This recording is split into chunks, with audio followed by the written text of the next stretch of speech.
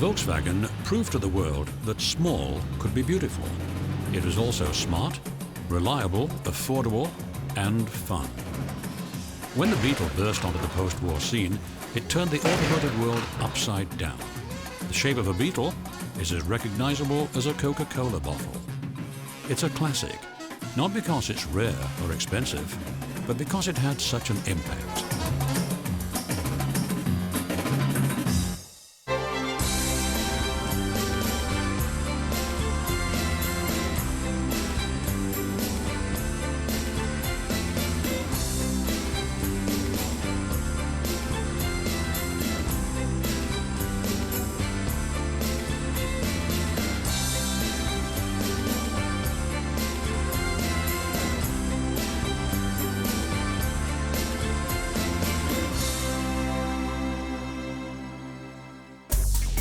Today, Volkswagen is one of the largest companies in the world.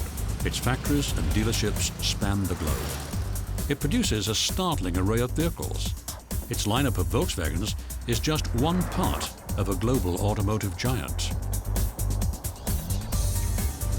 It owns Audi in Germany, Bentley in the UK, Lamborghini in Italy, and the revived Bugatti in France. No one could have imagined that Volkswagen would assemble this amazingly diverse range of brands when it started out. The company began taking shape in Germany during the 1930s. It was a turbulent time, but the strength of the German automobile makers was astounding, especially on the racetrack. The German subsidiaries of General Motors and Ford sold more cars in Germany than any other company. But the two German concerns, Mercedes-Benz and Auto Union, dominated Grand Prix racing. One man had helped both teams with the design and engineering of their cars, Ferdinand Porsche. Porsche was an engineer of remarkable abilities. His skills didn't escape the notice of Germany's Chancellor, Adolf Hitler. In 1933, he asked Porsche to design a people's car, or Volkswagen, for Germany. Porsche accepted, and he started work on what was to be an important and historic project. He admired Henry Ford and knew the impact the Model T had had on the United States. As he developed his new car, he visited Detroit and studied the Ford plants. It was quite a contrast to Germany.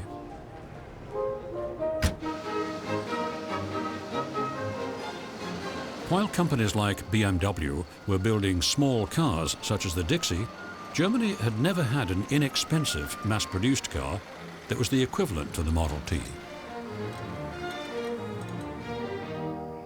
Germans like Carl Benz and Gottlieb Daimler are credited with inventing the automobile, but they built cars mainly for the rich. Their grand luxury autos and super-fast sporty touring machines were not affordable everyday cars. Porsche was responsible for some of their advanced designs. He was now charged with creating Germany's Model T. He needed to design a car that cost no more than a medium-priced motorcycle and was very fuel efficient.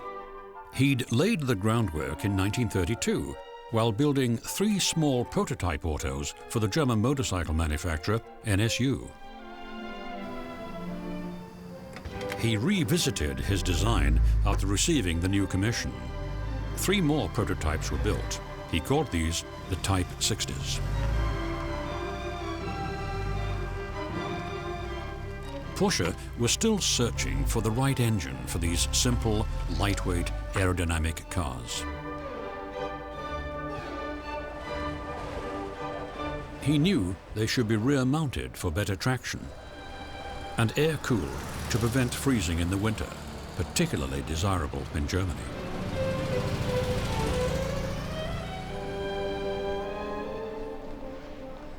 By February of 1936, Porsche had prepared 3 more prototypes. They had the basic 4-cylinder engine that went on to power over 20 million Volkswagens. the cars were taken out for a 30,000-mile test run over the Alps and down the new autobahns.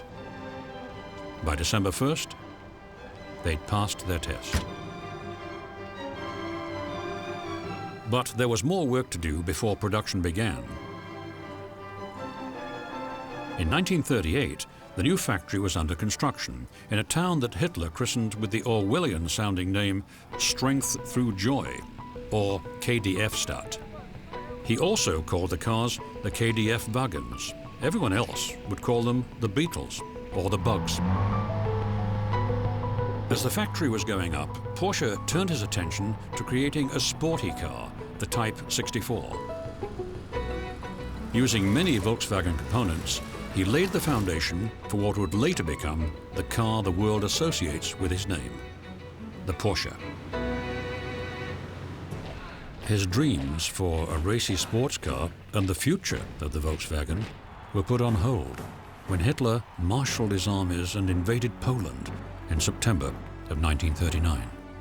There was no way to fill the thousands of orders for the Volkswagen. The few that had been built went to Nazi party officials. The rest of the country would have to wait until after the war. Germany was in shambles when the war ended in 1945. Its industrial base was a bombed-out hulk. The Volkswagen factory was no exception. The British military authority needed transportation, and a young major, Ivan Hurst, decided he'd try to revive the Volkswagen production facility. Out of the rubble, he created a viable, working factory. With an initial order from the British Army for 20,000 cars, he was off and running. By October of 1946, 10,000 Volkswagens had rolled off the line. It was soon evident that this would be a viable concern. The British found a real manager for Volkswagen, Heinrich Nordhoff, but also recognized that VW needed economic help.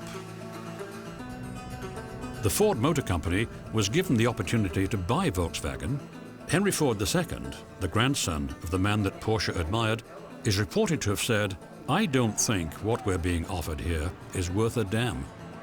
Instead, Ford decided to focus on rebuilding its own German brand, the Taunus.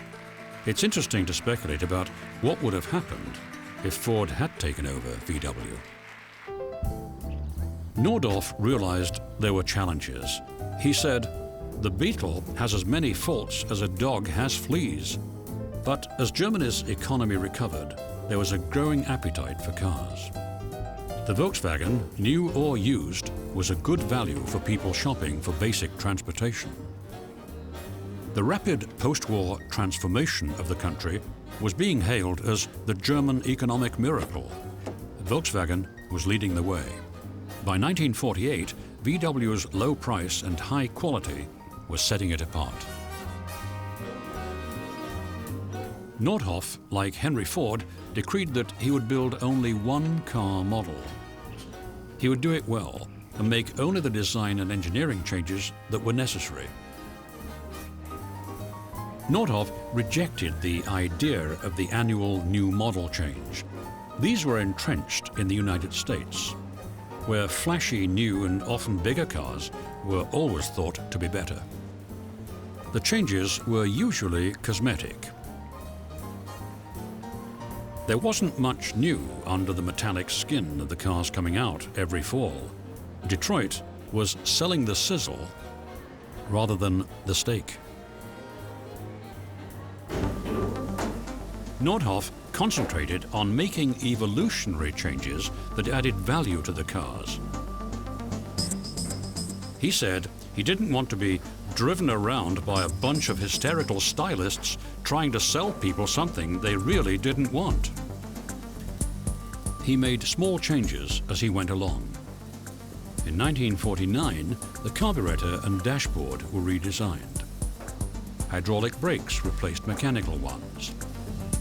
Vent windows were added, and a larger one-piece replaced the original split rear window. A synchronized transmission made the car easier to drive. A larger engine gave it more pep. Nordhoff ignored those urging him to sacrifice quality in order to build as many cars as possible. He was willing to lose sales to maintain his car's reputation. This firm's strategy seemed to work. People bought his Spartan, rugged cars. By 1953, 500,000 Volkswagens had rolled off the line. This was no longer a local phenomenon. The cars were being exported to 86 countries.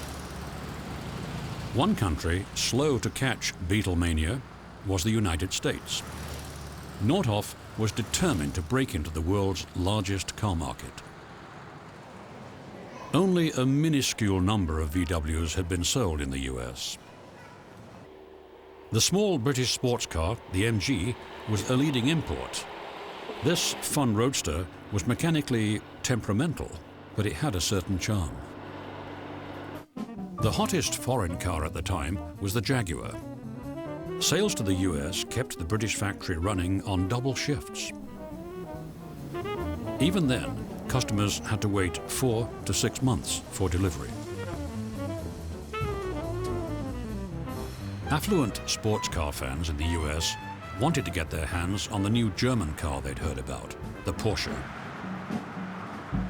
Using the Porsche as bait, Nordhoff made a deal with the New York importer, guaranteeing him access to the sports cars if he'd also agree to sell VWs.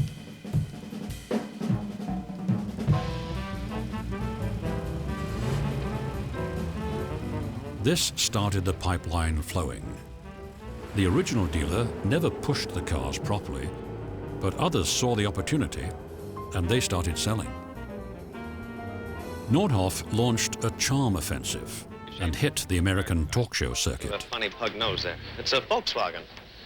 That car is the symbol of the most phenomenal development in world economy since World War II. What are you going to put in all that space? Well, we are going to manufacture our car in this country. Are we in competition with you now on, for example, the Volkswagen? As we see it, the American market leaves so much room for a small, well-proven economic car that we wouldn't hurt anybody's feel. Humorous ad campaigns also helped to turn the VW's differences from American cars into virtues. Ever wish you didn't have radiator problems? Ever wish you didn't have a radiator? Ever wish you could sail through mud or snow? Ever wish your car didn't guzzle so much gas? The Volkswagen has no radiator problems. In fact, no radiator. The Volkswagen engine is cooled by air. Can't freeze in winter or boil over in summer. The Volkswagen engine's in the rear. You go in mud or snow. The Volkswagen cuts most gas bills in half. Ever wish you owned a Volkswagen?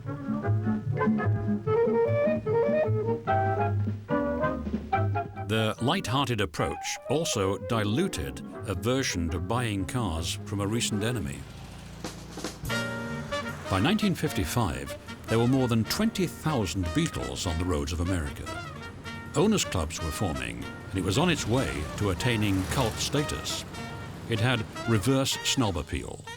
Intellectuals on both coasts thought the VW demonstrated their disdain for crass commercial culture. Volkswagen was a mass-market car in Europe. By 1955, 1 million Beetles had left the Wolfsburg assembly line. Production averaged more than 1,000 cars a day. VW had become the largest automobile manufacturer in Europe. Nordhoff had made an exception to his one-model-only policy in 1950 when he introduced the Transporter. This versatile van gave workers a means to haul just about anything. It was even replacing the St. Bernard on the slopes. It was a hit around the world. VW vans were extremely popular with penny-pinching surfers in Southern California and with the Love Generation hippies in San Francisco. Camper versions enabled families to take the campsite with them on the road. It was a great way to take in the sights and not bust a budget. More new models were on the way. Volkswagen introduced a sporty car, the Karmann-Ghia. Some call it the poor man's Porsche.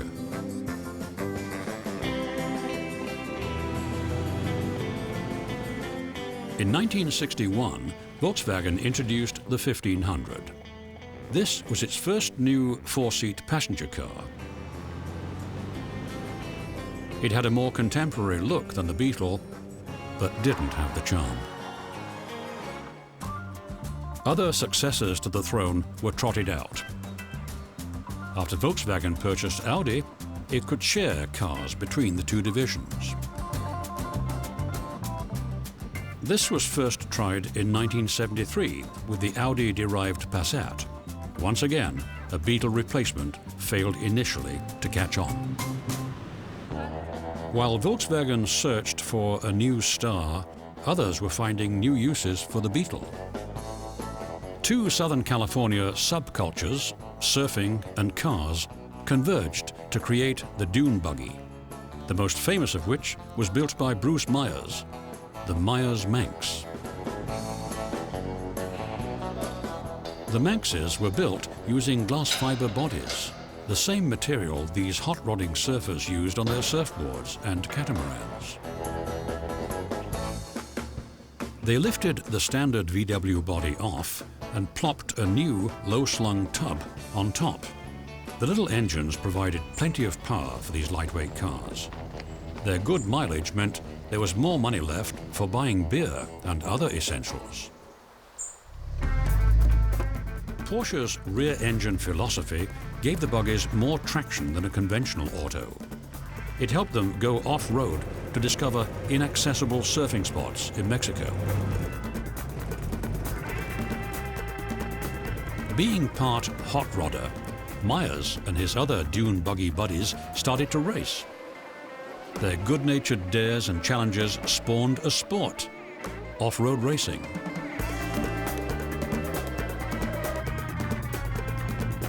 By 1967, the Baja 1000 was an annual event attracting thousands of spectators and cars.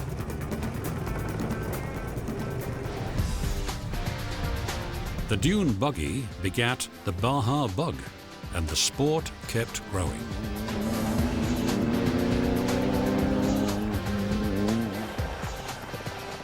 Today, over 200 cars with drivers from nearly every state and more than 10 countries compete annually in this rugged off-road race.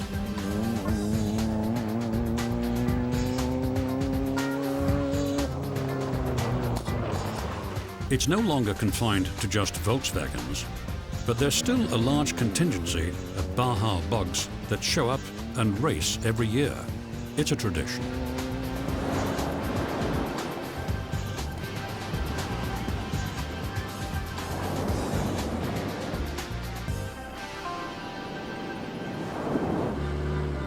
By the end of the 1970s, Volkswagen had decided that the Golf could succeed the Beetle. On January 19, 1978, the last Beetle built in Germany left the factory.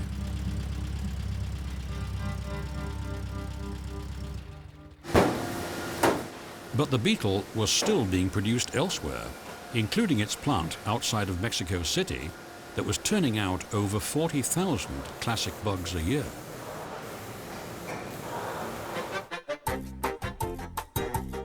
Advertising helped to make the VW a beloved part of the culture.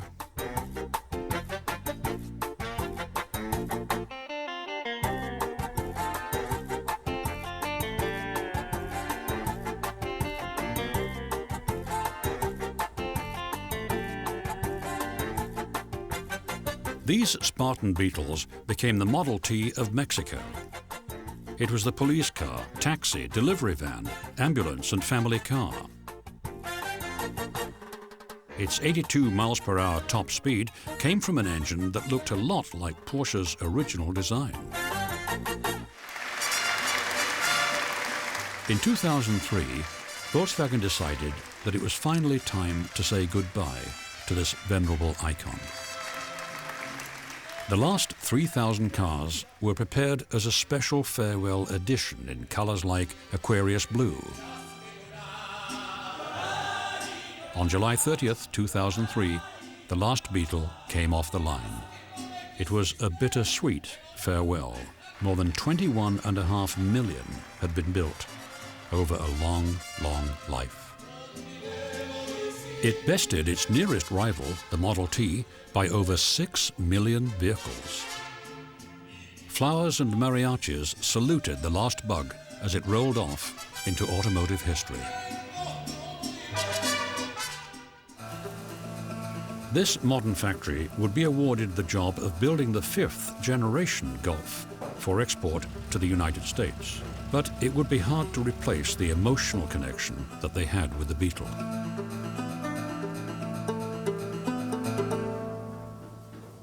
Volkswagen had recognized the nostalgic pull the Beetle had on people and introduced a so-called retro future version in 1998. What is this cloud's name? That's the Beetle.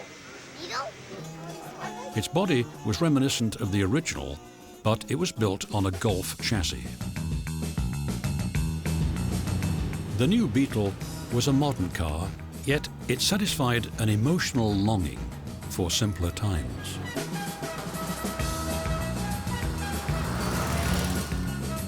It appealed to young-at-heart buyers who didn't mind standing out in a crowd, people with a sense of fun. It had a lot more luxury and performance than the original Beetle, but there was no mistaking its heritage. A new Beetle convertible hit the road in 2003. Volkswagen had first built a convertible in 1949. This introduced open-top driving to many people. The new car was a far cry from its earlier cousin. It was lower, had a glass back window, and the top could be raised and lowered in 13 seconds with the push of a button. Its 115 and 150 horsepower engines, coupled with 6-speed automatic transmissions, were a lot more powerful than 4 of the original engines combined. It's clear that Volkswagen isn't a company that's stuck in the past. It has its eye on the road to the future. The Beetle's off-roading history may be a part of that future. Inspired by the Myers Manx and the Baja Bugs, Volkswagen created the Dune. This concept car, with an open-air roof, sails over the sand. This Beetle could take you past the road's end. For those who couldn't wait for an off-road Beetle, VW had an SUV with an optional V8, the Touareg. This combination off-road vehicle and luxury sedan was designed to compete against Land Rover, Lexus, and other high-end SUVs. Another indication of how far the company has come from its low-cost, people's car roots. Its off-roading abilities took the Touareg to the Paris-Dakar Rally and earned it the Motor Trend 2004 Sport Utility Vehicle of the Year award.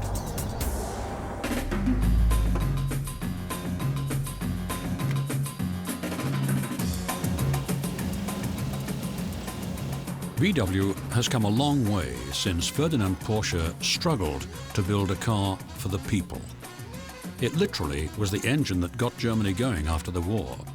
It gave the counterculture of America a car they could love.